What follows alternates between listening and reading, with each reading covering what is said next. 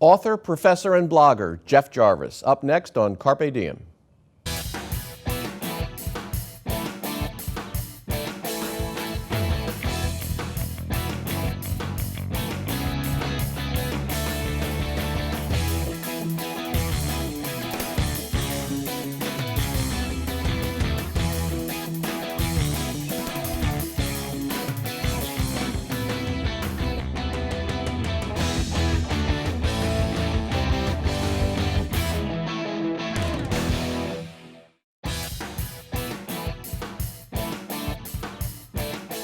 Hello and welcome to Carpe Diem. I'm Merrill Brown, Director of the School of Communication and Media at Montclair State University.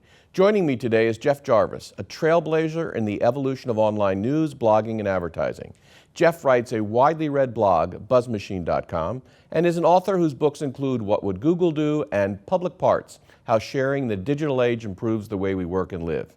In his long media career, he was the creator and founding managing editor of Entertainment Weekly magazine and has also worked as a columnist, associate publisher, editor, and writer for a number of publications, including TV Guide and People. Today, he's deeply involved in the future of journalism education as professor at the City University of New York Graduate School of Journalism and director of the Tao Knight Center for Entrepreneurial Journalism. Welcome, Jeff. Thank you, Merrill. It's great to have you at Montclair State. Wonderful to be here. Let's start with talking about your life and the fact that you live it in a very public way, consistent with things you've written about and your teachings, whether it's your family life, whether it's your professional life, whether it's your own personal health. You've written about all that passionately and articulately. Why have you chosen to live so publicly, and what are the ramifications of having done so? Whenever I talk about this, the first question that comes up is, are you nuts? What about privacy? And privacy matters. Privacy is very important. But the real invention of the internet is the link. It connects people with each other and information. Sharing is what the internet is about. And I've learned pretty much without fail that when you share, you benefit. You connect to other people, you get more information, other people get more information from you, and it's just simply a social act. We're social animals, and the internet lets us connect with anyone, anywhere in the world, and the way you have to do that is by sharing. I'm a sharer. I'm a social animal in many ways, but I've never been as willing as you are to share my family life, my personal life, my very personal interests in the fashion you are. Why do you decide to do that? Well, I try not to bring my family into my glass house as much as I can, though it's obvious if, I talked about my prostate cancer, so you can tell what didn't work for a while. And some people would think that's absolutely nuts. But because of that, I got tremendous advice from people who'd gone through the same thing. Not a big deal, but I knew it was going to come. I gave other people advice. I got more information. I inspired men to get their prostates checked. And I saw nothing wrong with it in the end. There was nothing but benefit to me because of that. And although it's not necessarily exactly that your personal life, you're also an inventor of a thing called social journalism. Now, lots of us have talked about social journalism, but you're really doing it and have a program at the CUNY Graduate School that implements that. Tell us what the melding of social media and journalism is all about. So I wrote a book called Geeks Burying Gifts, which is about trying to rethink where journalism heads. And the fundamental premise here is that we have to shift from being a factory making content to a relationship-based business. We have to become a service. Services accomplish things for people. And to do that, to give you service of relevance and value, I have to know you as an individual or a member of a community. That's new for journalism. We were mass media, mass communications. We made the same thing for everybody.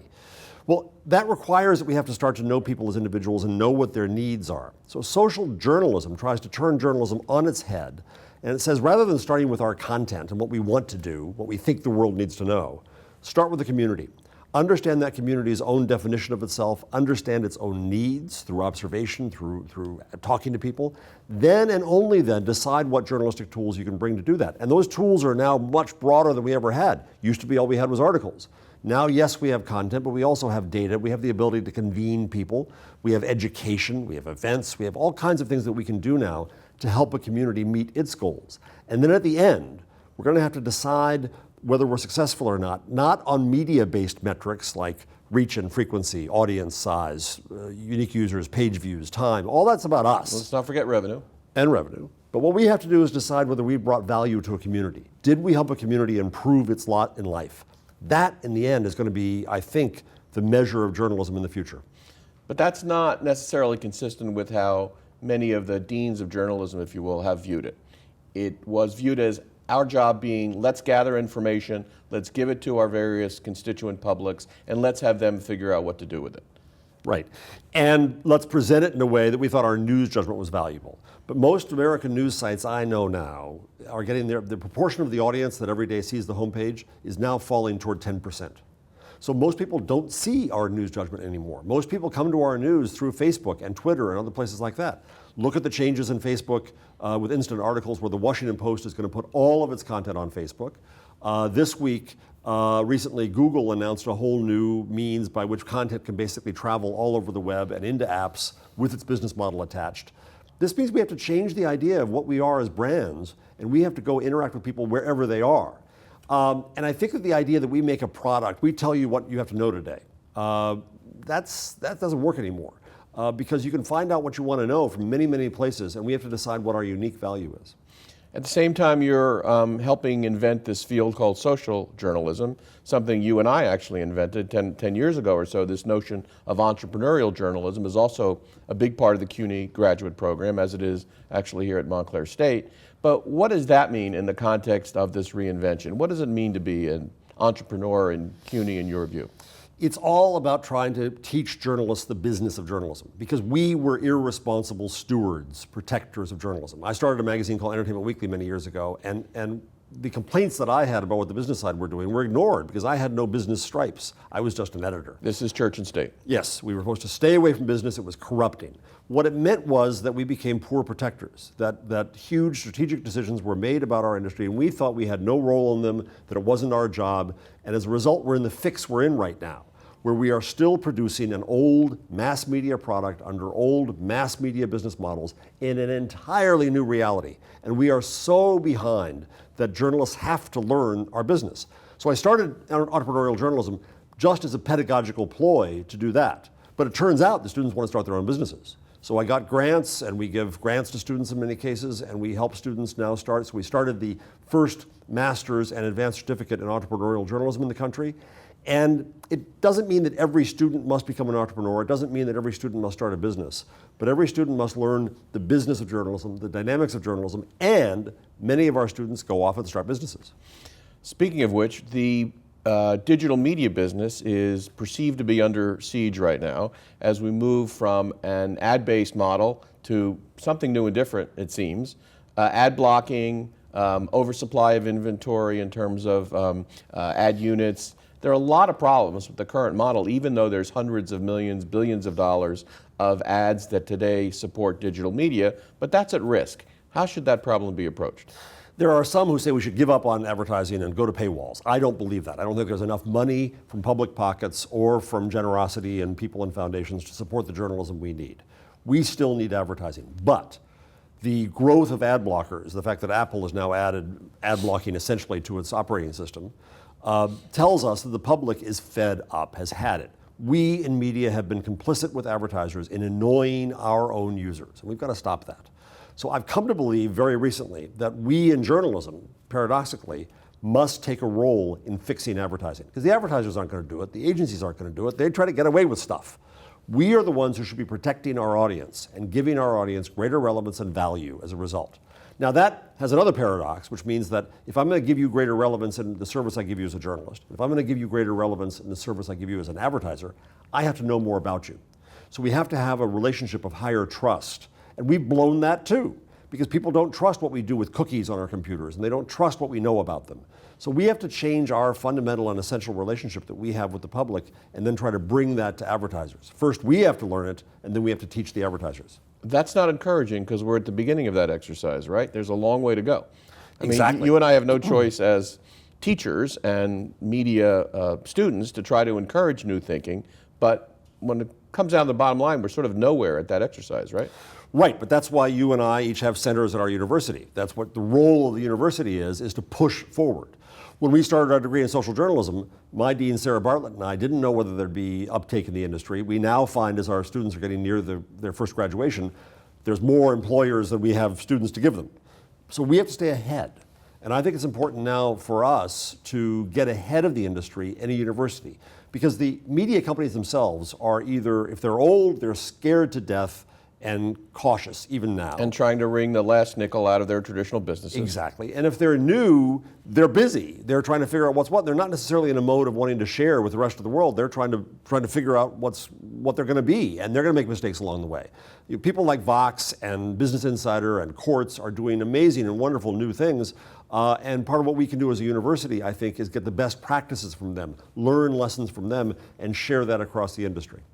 You mentioned Vox and Quartz, and they're among the many interesting national and international adventures going on in the new form of journalism.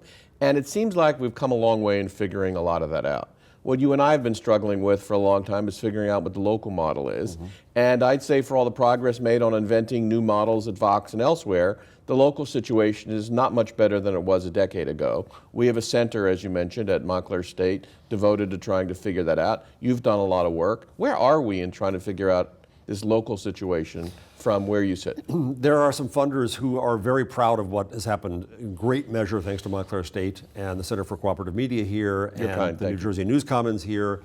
One of our funders has talked about this as the New Jersey model. So the good news, put a trademark behind that, right? The good news is that New Jersey, I firmly believe, is ahead of the nation in working through the dynamics of a news ecosystem, in getting big sites like NJ.com and small sites like BaristaNet to cooperate, to share content, to share audience, I hope soon to share advertising revenue. Here at Montclair State, you do a lot of training to get people up to speed on not just journalism, but also business. There's a lot going on. Now, having said all that, we've just begun. And there's a lot of talk about trying to spread the New Jersey model into other markets across the country, which I think is great. But I caution them, there's still a lot more to do. We don't have an ad network going here yet. The ecosystem that we have, though I think the Commons now has something like 200 members. 150. 150. It's still way too small. We have more than 500 towns in the state, each one an opportunity for corruption. Each one needs its own blog. Each one needs its own coverage. We have communities, ethnic communities, people with cancer, old people who need coverage. We need lots more in this state. So my concern is that we have to grow the ecosystem of New Jersey, but now we have in place a lot of the infrastructure that makes it easier for a new site to come in and have the benefit of training from Montclair State, of cooperative work with other sites, of cooperative promotion from other sites. I think we're going to get there. The bottom line is the old, big, vertical, huge newspaper in a metro area is not going to be the monopoly anymore. Now what we shift from is a vertically integrated industry into an ecosystem of many different players operating under many different models and bringing them together. And that's what's happened here out of MSU, is first convening them, then finding out what their needs are, and then helping train them and advance them. And meanwhile, at the Jerry R. Dodge Foundation, which we both work with, we're also trying to look at ways to grow the ecosystem and help them sustain themselves. And in that chapter, what happens to the big metro newspaper, in your view? We did some work at CUNY 5 years ago trying to model the business of an ecosystem. In this case, we did it if the paper died. I don't want the paper to die, but if it did. And what we saw was the ecosystem was going to be growing. Now, I do think that a big old metro newspaper does, in fact, change into a new news organization. And indeed, Advance, with whom I, full disclosure, still work, which owns NJ.com and the Star Ledger here in New Jersey, has really truly shifted to digital first, where the newsroom there is entirely, absolutely, completely digital. Every journalist there does digital. Miles away, other editors take that content and produce a newspaper. That's where we have to go in the industry. While the paper still brings in profit, and that's not going to be forever, but while it does, you still want to have it. But you've got to make the paper into the byproduct. You have to go digital first. You have to recognize that your future is digital. You will be a smaller organization. You will be a more efficient organization because you can collaborate with others. But I still believe that the big old paper can become a nimble, profitable enterprise covering the entire metro area. And yet there are examples of big metro dailies that seem to have the point of view that national and international, both coverage and advertising, is the solution to their long-term problem. If you look carefully at the New York Times, Washington Post, and other big metro dailies, I think it's fair to say they're doing less about their metropolitan areas and more about the country, because that's where they think the money is. What happens to New York without a New York Times paying enough attention to City Hall? It's a benefit and a curse that we have the New York Times in that sense, because If you go to Los Angeles tried to become, the LA Times tried to become an international newspaper. Has been trying for decades. And I think it was a huge mistake. I think they abandoned their core market of Los Angeles, and they've now shifted. And the editor now is, and people he's hired are doing a brilliant job of saying, no, we're going to cover LA. And that's what a metro paper should do. So all across this country, Chicago, Cleveland, wherever it is, they're going to do what they do best, which is local. New York, because we have the New York Times, is the grand exception. And the truth is the New York Times for many years has not been New York's newspaper. It was the nation's newspaper, and now it's trying to become the world's newspaper. The New York Times is competing with the BBC and the Guardian to become international. So in a sense, yes, we get left a bit behind. The Daily News in New York is trying to become the Daily Mail. It's trying to become gossip and celebrity. The New York Post is what the New York Post is. So yes, New York coverage is severely lacking. And that's, again, why this notion of the ecosystem in this entire metropolitan area is so vital. From New York to New Jersey to Philadelphia, where the Inquirer is going through a lot of tsuris itself, we have to, I think, try to get new news organizations to start and be healthy and bring new local coverage. But you just held up the LA Times as an example of somebody pointed in the right direction, and yet they're at war with their owners, the Tribune Company in Chicago. And there's a lot of anxiety and Sturm and Drang in LA about the future of the Times, which the Tribune and the community don't seem to be on the same page about. What do you make of that? Nothing's going to be easy here. And I think that the LA Times, I guess the good news is that the LA Times is still seen as something worth fighting over. And in other markets, I'm not so sure that's the case. And there's a belief that the local owner will be better. I don't necessarily think that's true. I think that it's possible to run a good newspaper company with scale. Look at the fact that Gannett just bought a whole bunch of new papers, 14 more papers.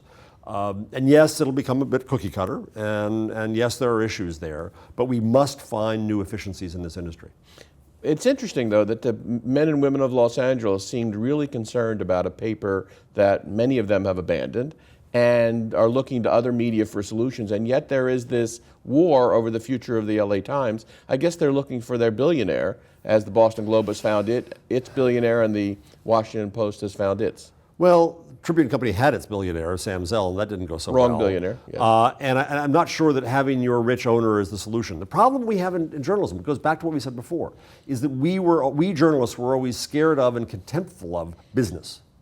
And so as a result, we want to try to not do business. We don't want to have to worry about advertising. We think if we're not for profit, we can survive. Well, as you well know, National Public Radio has to be run itself as a business enterprise. WNYC under Laura Walker is a business enterprise. It happens to have a mission, and it happens to be run differently, but we have to know the business. And we don't tend to do that. So we think, if I'm not for profit, if I find a sugar daddy, I'll be fine. I won't have to worry about that. No, we must learn how to become sustainable as journalists. There's a lot going on in popular culture now, it so happens this fall, around news, newspapers, media, and technology. We have what is said to be, I haven't seen, an excellent movie about the Boston Globe and its investigation of the Catholic Church coming out. And there is now, as of the air date of this show, the Steve Jobs movie put together by Aaron Sorkin, now in front of everybody's 13-plex. The New York Times really liked the Sorkin take on Steve Jobs. A number of other critics have. You really were turned off by it and wrote a very, very negative piece on it just recently. What was wrong with the film? I'm trying to figure out Aaron Sorkin, who of course created West Wing, which I thought was wonderful and I loved it. He created a couple other shows which I thought were good. And then I think he went, to my mind, off a deep end that I wasn't able to figure out.